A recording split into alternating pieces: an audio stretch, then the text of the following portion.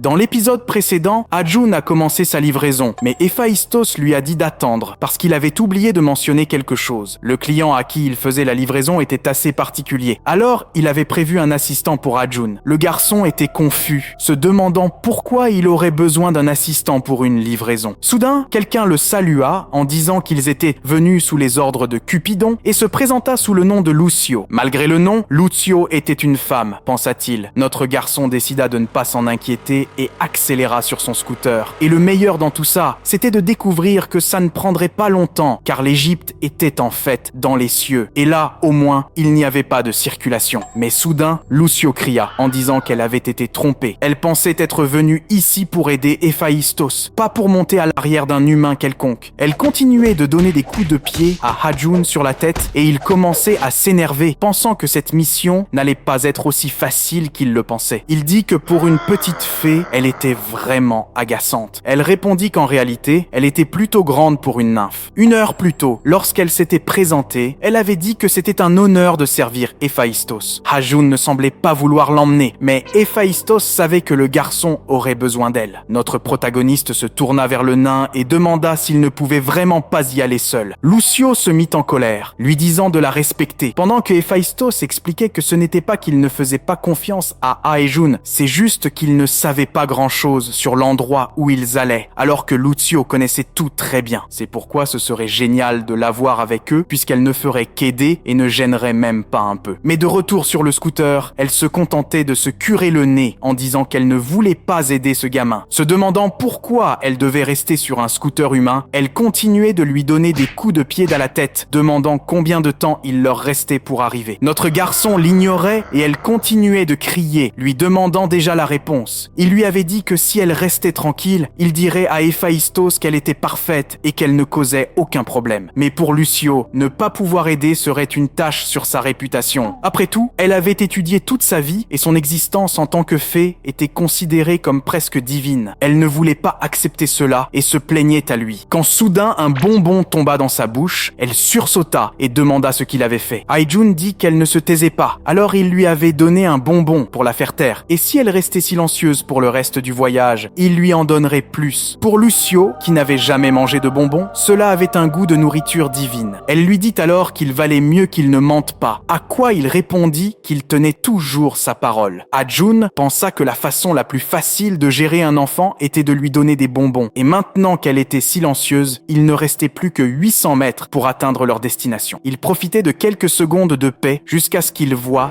2 yeux au milieu d'un brouillard. Il ralentit, mais maintenant, ils étaient tous les deux au milieu d'un épais brouillard. En colère, il demanda à Lucio pourquoi elle ne l'avait pas prévenu de ce danger. Elle dit que c'était de sa faute pour lui avoir donné des bonbons pour la faire taire. Là-dessus, il arrêta le scooter et la tira de force, qui se débattait, lui disant de regarder. Derrière eux se trouvait un sphinx géant. Il leur informa que pour passer, ils devaient résoudre une énigme. Lucio expliqua que le sphinx était dangereux parce qu'il dévorait ceux qui répondaient incorrectement à l'énigme. Le sphinx était une créature liée à Siphon qui avait failli détruire tout l'Olympe. Bien sûr, elle n'était pas aussi forte qu'une créature légendaire, mais Ajun se dit qu'il n'était pas très fort non plus. En voyant la taille de la créature, il savait que ses coups seraient inutiles. Puis soudain, le téléphone sonna et le coquin espérait juste qu'il serait bien payé pour ça. Il se dirigea alors vers lui. Lucio demanda ce qu'il faisait et Ajun dit qu'il allait résoudre l'énigme. Elle essaya de l'arrêter en disant que c'était de la folie car il mourrait s'il se trompait. Mais Ajun était confiant quant à la question du sphinx car l'énigme était courante. Et dans le pire des cas, il pourrait utiliser une mèche de cheveux de Wukong. Le sphinx se tourna vers lui et demanda s'il était prêt. Ajun lui dit d'y aller car il était pressé par le temps et était là pour faire une livraison. Pendant ce temps, Lucio pleurait, disant que ce fichu gars avait vraiment accepté. Le sphinx sourit et leur dit de se préparer. Ajun pensait que l'énigme serait « Qu'est-ce qui marche à 4 pattes le matin, 2 l'après-midi et 3 le soir ?» Mais regardez-moi ce vieillard très costaud, disant qu'il n'a même pas besoin d'une canne. Évidemment, Ajun était confiant puisqu'il avait vu cela plusieurs fois. Mais ensuite, le sphinx demanda quel était le nom du son qu'un canard fait quand il tombe. Maintenant, il avait une expression complètement idiote sur le visage tandis que le sphinx le fixait. Il demanda quel genre de bêtise de canard c'était. Lucio commença à penser qu'un canard fait coin-coin, mais ensuite, elle commença à pleurer en disant qu'elle n'avait aucune idée du mot pour le son qu'ils font quand ils se blessent. Observant Conservée dans sa peur, la dernière chose qu'elle voulait était d'être dévorée vivante. Une femme en vêtements égyptiens les observait à travers une boule de cristal qui dit que ces deux-là semblaient être des visiteurs très intrigants. Le sphinx les fixa à nouveau, leur ordonnant de répondre au nom du son qu'un canard fait quand il tombe. Hajun n'en avait aucune idée. Quel genre de blague c'était? Puis il se rappela qu'il était face à un sphinx. Peut-être qu'il y avait un jeu de mots impliqué. Le sphinx, brillant, lui dit qu'il avait 3 minutes pour répondre. Pendant ce temps, Lucio, désespéré, pleurait, disant qu'il était impossible de résoudre ça. Même elle, une élite du savoir, n'avait aucune idée. Et elle commençait à s'énerver contre Haejun parce qu'elle allait être dévorée à cause de lui. Se souvenant d'un moment où elle avait parlé avec son professeur et demandé si les énigmes du sphinx étaient difficiles, il répondit qu'elle devait savoir qu'avant que la première personne réponde aux énigmes, 100 personnes avaient été dévorées. Lucio demanda si cela signifiait qu'il était impossible de les résoudre et il répondit que même le doyen ne l'avait pas résolu et avertit que si elle rencontrait un jour un sphinx, elle devrait fuir pour sauver sa vie. Maintenant, elle pleurait désespérément, disant qu'elle savait que les choses tourneraient mal, jusqu'à ce qu'Haejun se retourne et dise que le nom du son qu'un canard fait quand il tombe est quacksident, un mélange de quack et accident. Évidemment, Lucio se figea et demanda ce que c'était que ça, à quoi il pensait, pourquoi il avait gâché leur seule chance avec une chose aussi idiote. Mais le sphinx sourit et dit qu'il avait raison. Furieuse, elle demanda comment cette réponse stupide pouvait être correcte. Pendant que Hajun pensait que c'était évident, c'était une blague. C'est toujours comme ça. Le sphinx le félicita pour avoir répondu à l'énigme et dit qu'il avait gagné le droit de passer. Avant que le sphinx ne puisse finir, il lui dit de se taire, disant qu'il avait résolu cette foutue énigme, alors elle devait dégager du chemin. Le sphinx resta là, ne comprenant pas pourquoi ce gars était si agressif. Et il lui dit alors de trouver une meilleure énigme parce que celle-là était nulle. Le pauvre sphinx resta là à pleurer. Il se retourna et demanda s'il pleurait vraiment. Il dit que non. C'était juste qu'un peu de sable était entré dans son œil. Lucio était toujours incrédule qu'il ait eu raison quand Hajun lui dit de tenir bon parce qu'il allait accélérer. Un peu plus tard, il semblait être entré dans le passage et Lucio l'appela un peu timidement. Il demanda ce qu'il y avait et elle dit qu'elle voulait s'excuser pour ce qu'elle avait dit plus tôt. Elle dit qu'elle était là pour l'aider, mais à la fin, elle ne faisait que le rabaisser parce qu'il était humain. Elle ne méritait pas de se qualifier d'élite Oméga. Hajun répondit qu'elle ne devait pas être si dure envers elle-même. Comparé aux mots cruels qu'il avait entendus dans le passé, ce n'était rien. Pour lui, c'était comme le bavardage agaçant d'une cousine plus jeune, donc ça ne le dérangeait pas. Lucio sembla un peu timide à cela et remercia Hajun. Un peu plus tard, ils étaient devant la pyramide. Impressionné par sa taille, même Lucio ne pouvait pas en voir le sommet. Hajun regarda autour de lui. Selon la carte, ils étaient au bon endroit. Puis, elle remarqua quelque chose d'écrit à proximité. Ils approchèrent d'une boîte avec des inscriptions égyptiennes et elle expliqua qu'il fallait sonner à la porte. Il fut impressionné qu'elle puisse lire les hiéroglyphes et elle dit qu'elle était une élite après tout. Alors, il put appuyer sur le bouton et tout commença à trembler. Ils se demandèrent tous les deux ce qui se passait et elle dit que c'était de la magie gravitationnelle. Cela les a confus puisqu'on leur avait juste dit de sonner à la porte. Soudain, le sol s'ouvrit et ils commencèrent à tomber dans un trou. Un peu plus tard, il était allongé sur le sol, incrédule d'avoir survécu à une chute d'une telle hauteur. Mais il avait écrasé Lucio qui était presque en train de perdre son âme. Que tous ceux qui ont la ref de la pose de Lucio l'écrivent en commentaire. Haejun demanda si elle était morte, ce à quoi elle répondit avec colère que malheureusement non. Dans la scène suivante, il marchait dans les couloirs de la pyramide. Hajun pensait que c'était plus comme explorer un donjon que faire une livraison. Puis quelque chose attira l'attention de Lucio et elle lui dit de s'arrêter. Il demanda s'il y avait un piège. Elle lui dit de pointer cet objet brillant sur le mur pour qu'elle puisse lire ce qui était écrit. Voyant l'oubli supérieur, il demanda ce que cela disait. Pourquoi la peinture représentait-elle une interaction entre des humains et un géant? Lucio semblait effrayé et il demanda si elle avait découvert quelque chose. Elle répondit qu'elle avait entendu parler d'une déesse maléfique qui aimait tourmenter les nymphes. Elle était sûre que ces illustrations venaient de ses ancêtres pour avertir des attaques cruelles qui se produisaient là-bas. Mais pour Haejun, les dessins ne semblaient pas violents. Ça ressemblait plus à une sorte de festival dans un champ. Mais maintenant, elle était motivée, disant qu'elle chercherait à venger ses ancêtres car c'était une chance inespérée. Puis, une jambe mystérieuse apparut,